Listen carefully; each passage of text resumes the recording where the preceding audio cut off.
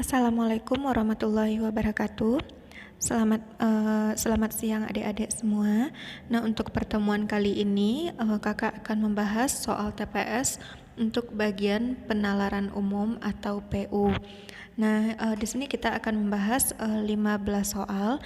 Nah, untuk soal yang nomor 1 sampai nomor 3 ini kita menggunakan teks yang pertama. Nah, terlebih dahulu kita sama-sama membaca teks yang pertama ini. Nah, pertemuan antar pemerintah yang membahas perubahan iklim memperkirakan pertambahan konsentrasi gas rumah kaca secara terus-menerus yang mengakibatkan meningkatnya temperatur bumi 2 hingga 3 derajat Celcius pada 2050.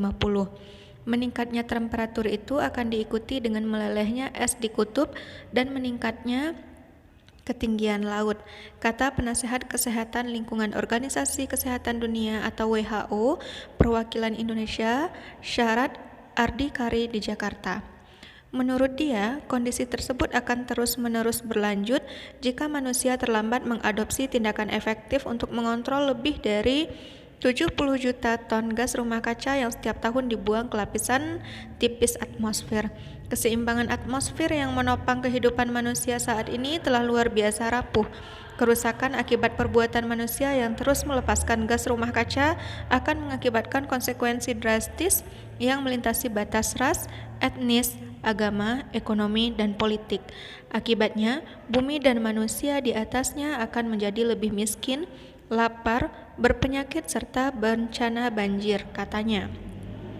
Menurut dia, tidak ada satupun atau negara yang dapat menghindari dari dampak perubahan iklim ini. Ia menuturkan, manusia memerlukan cara untuk beradaptasi dan membangun ketahanan akibat kerentanan dari perubahan iklim yang hingga saat ini masih menjadi pertanyaan. Oke, karena sudah selesai membaca teks, langsung saja kita masuk soal yang pertama. Pernyataan yang tidak sesuai dengan teks di atas adalah, nah kita lihat satu persatu ya. Kalau opsi yang A, Indonesia mengalami dampak dari perubahan iklim. Nah, ini jawabannya benar. Kalau yang B, gas rumah kaca merusak lapisan atmosfer, ini juga benar karena sudah terdapat di dalam teks. Kalau opsi yang C, perubahan iklim disebabkan karena tidak adanya tindakan efektif. Nah, ini salah. Kenapa salah? Karena yang dibahas di dalam teks itu justru mencari bagaimana tindakannya efektif agar perubahan iklim ini dapat diatasi lebih dini atau lebih awal. Maka pernyataan yang tidak sesuai dengan isi teks di atas adalah opsi yang C. Oke, soal berikutnya, soal yang kedua, pernyataan yang jawabannya tidak terdapat di dalam bacaan di atas adalah, nah kalau opsi yang A, apa penyebab terjadinya perubahan iklim? Nah, ini sudah jawabannya terdapat pada paragraf 1. Itu diakibatkan karena adanya gas rumah kaca. Nah, itu berarti jawabannya benar ya. Kalau opsi yang B, bagaimana mengontrol gas rumah kaca? Ini tidak dijelaskan di dalam teks. Kalau yang C, mengapa diperlukan suatu tindakan efektif untuk mengatasi kenaikan temperatur? Nah, ini jawabannya terdapat pada paragraf 2. Sedangkan opsi yang D, apa dampak dari perubahan iklim? Nah, ini dijelaskan pada paragraf terakhir. Nah, jadi pernyataan yang jawabannya tidak terdapat di dalam bacaan di atas itu adalah opsi yang B. Soal yang ketiga, pernyataan yang sesuai dengan bacaan di atas adalah, nah kita lihat satu persatu opsinya. Kalau yang A, puncak pertambahan konsentrasi gas rumah kaca akan terjadi pada tahun 2050. Nah, ini pernyataannya tidak sesuai dengan isi teks karena pada teks untuk paragraf 1 pada kalimat pertama itu dia hanya menjelaskan kemungkinan, baru kemungkinan, bukan terjadi. Maka opsi yang A salah. Nah, untuk opsi yang B, melelehnya es di kutub itu disebabkan oleh gas rumah kaca. Ini benar, ini jawabannya terdapat pada paragraf 1. Kalau yang C, temperatur bumi merupakan dampak dari perubahan iklim. Iya, tapi ini lebih disebabkan karena adanya efek dari gas rumah kaca yang mengakibatkan temperatur bumi mengalami kenaikan. Berarti kalau opsi yang C ini bukanlah penyebab utamanya. Nah, sedangkan opsi yang D, Organisasi Kesehatan Dunia atau WHO melakukan penelitian tentang dampak gas rumah kaca. Nah, dia tidak melakukan penelitian ya. Maka pernyataan yang sesuai pada bacaan di atas itu adalah opsi yang B. Baiklah adik-adik, sekarang kita masuk ke teks yang kedua. Nah, untuk teks kedua ini kita gunakan untuk bisa menjawab soal nomor 4 sampai nomor 7. Nah, silakan adik-adik baca terlebih dahulu isi teksnya. Ini bicara tentang pengerjaan dari jembatan Suramadu yang ada di Indonesia. Oke, silakan dibaca teksnya terlebih dahulu. Baiklah, sekarang kita masuk pada soal nomor 4. Nah, yang dimaksud dengan konsorsium dalam bacaan di atas adalah, istilah konsorsium dapat adik-adik temukan pada kalimat pertama paragraf yang kedua. Nah, jadi arti dari konsorsium di sini adalah himpunan beberapa pengusaha yang mengadakan usaha. Maka, untuk nomor 4, jawaban yang benar itu adalah opsi yang A. Nah, selanjutnya untuk soal nomor 5, peran kerjasama dengan luar negeri terdapat pada paragraf berapa?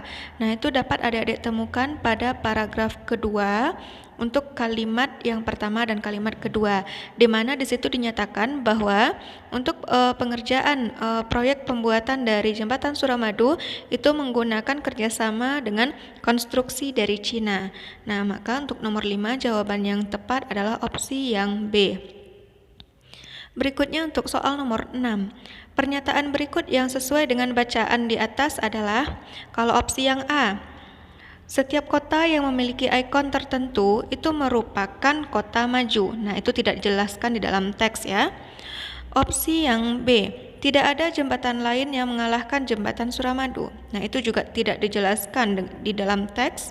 Nah, untuk opsi yang C, pengiriman SBG memerlukan waktu 120 hari. Itu salah, seharusnya itu selama 30 hari. Nah, kalau opsi yang D, sebelum dilakukan pembangunan jembatan Suramadu, itu dilakukan konsorsium terlebih dahulu. Nah, ini jawabannya benar. Itu terdapat pada paragraf kedua kalimat pertama. Jadi nomor 6 jawabannya adalah opsi yang D. Berikutnya, untuk soal nomor 7, pernyataan yang tidak sesuai dengan bacaan di atas adalah, kalau opsi yang A, terdapat tantangan dalam pemasangan girder jembatan Suramadu. Nah, itu benar, itu terdapat pada paragraf 2. Kalau opsi yang B, perubahan cuaca mempengaruhi pembangunan suatu jembatan, itu juga benar, terdapat di dalam teks. Kalau opsi yang C, pembiayaan pembangunan jembatan Suramadu sebagian menggunakan pinjaman Cina. Ini salah ya. Kita hanya bekerja sama dengan kontraktor Cina, tapi bukan meminjam dana dari Cina. Maka pernyataan yang tidak sesuai dengan bacaan teks di atas adalah opsi yang C. Nah, baiklah adik-adik, sekarang kita masuk ke teks yang ketiga. Nah, jadi teks yang ketiga ini dapat kita gunakan untuk menjawab soal nomor 8 sampai nomor 10. Nah, kita baca terlebih dahulu isi teksnya. Perlindungan terhadap anak-anak telah ditetapkan dalam Konvensi PBB tentang hak-hak anak. Konvensi ini pada intinya mengharuskan tiap negara mengakui keberadaan media massa dan menjamin hak anak memperoleh informasi, mengakui hak-hak anak dan memperoleh pendidikan, menghindarkan mereka dari eksploitasi secara ekonomi, kekerasan seksual dan penyalahgunaan narkoba. Sekjen PBB Ban Ki-moon dalam sambutan tertulisnya pada peringatan Hari Telekomunikasi dan Masyarakat Informasi Sedunia yang ke-144 kembali mengingatkan hak-hak anak dan menghimbau stakeholder pertelekomunikasian dan ICT atau Information and Communication Technology di setiap negara untuk mengambil langkah-langkah yang memungkinkan anak-anak dan generasi muda dapat aman mengakses internet dan sumber-sumber online lainnya di dunia maya. Nah, karena dengan cara itu akan membuat mereka tumbuh dan berkembang menjadi generasi yang lebih produktif dan kreatif.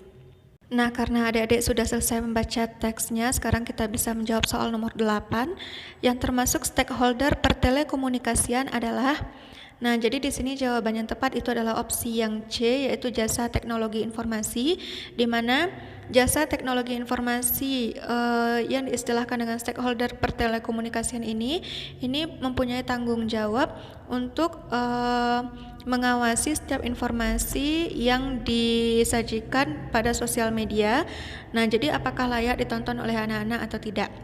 Nah, berarti di sini stakeholder yang dimaksud pada teks kita tadi itu jawabannya adalah jasa teknologi informasi, opsi yang C. Nah, selanjutnya untuk nomor 9, pernyataan yang tidak didukung oleh bacaan di atas adalah. Nah, kalau opsi yang A, diperlukan kerjasama antar negara dalam melindungi keamanan anak-anak dalam mengakses dunia maya. Nah, ini jawabannya benar, terdapat pada pembukaan paragrafnya. Nah, untuk opsi yang B, internet itu mempengaruhi tumbuh kembang anak, ini juga benar, itu terdapat pada akhir kalimat. Kalau opsi yang C, diperlukan peraturan tentang pembatasan usia bagi pengguna internet. Nah, ini tidak dijelaskan di dalam teks. Maka jawaban yang tidak didukung oleh bacaan di atas untuk nomor 9 itu adalah yang C. Kemudian untuk soal nomor 10, ide pokok bacaan di atas adalah. Nah, ide pokok bacaan di atas itu terdapat pada kalimat pertama, yaitu merupakan himbauan PBB terhadap perlindungan anak di dunia maya. Nah, jadi untuk nomor 10 jawaban yang tepat itu adalah opsi yang C. Oke, sekarang kita lanjut untuk nomor 11, ini bicara deret angka, itu ada angka 27, 64, 18, 48, 12, dan 36. Kita diminta untuk mengisi dua angka berikutnya. Nah, di sini memang kakak sudah bikinkan angka 8 sama 27, tapi adik-adik terlebih dahulu harus tahu bagaimana polanya. Nah, di sini kakak sudah pisahkan, itu ada angka yang kakak lingkar, itu ada 27, 18, dan 12. Nah, untuk tiga angka ini polanya itu adalah 2/3 dari bilangan sebelumnya. Artinya, 2/3 dari 27 adalah 18, 2/3 dari 18 itu adalah 12, sedangkan 2/3 dari 8 hasilnya adalah 2/3 dari 12 hasilnya adalah 8. Makanya di sini didapatkan angka 8. Kemudian angka yang tidak kakak lingkar itu ada 64, 48, dan 36. Nah, ini polanya itu adalah 3/4 dari bilangan sebelumnya. Artinya 3/4 dari 64 hasilnya adalah 48, 3/4 dari 38 hasilnya adalah 36, dan 3/4 dari 36 hasilnya adalah 27. Maka dua bilangan angka secara berturut-turut yang untuk melengkapi soal nomor 11 itu adalah angka 8 dan 27.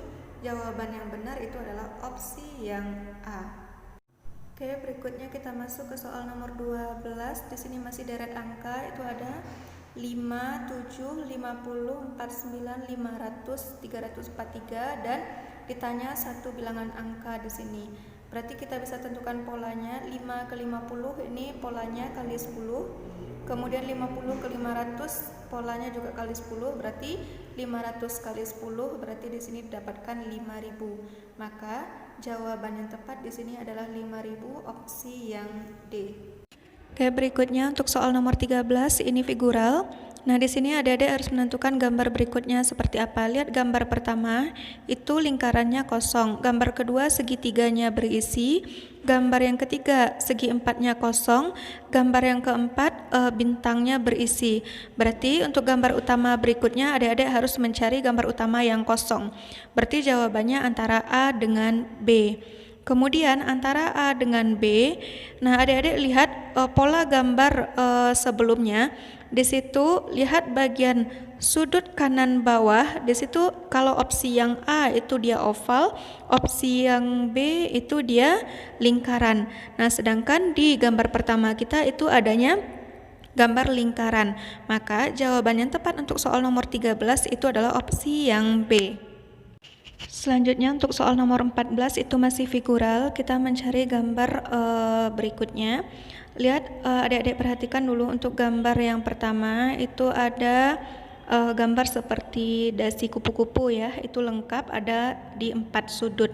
Kemudian untuk gambar yang kedua, adik-adik lihat sudut kanan bawah itu gambarnya mulai berpisah.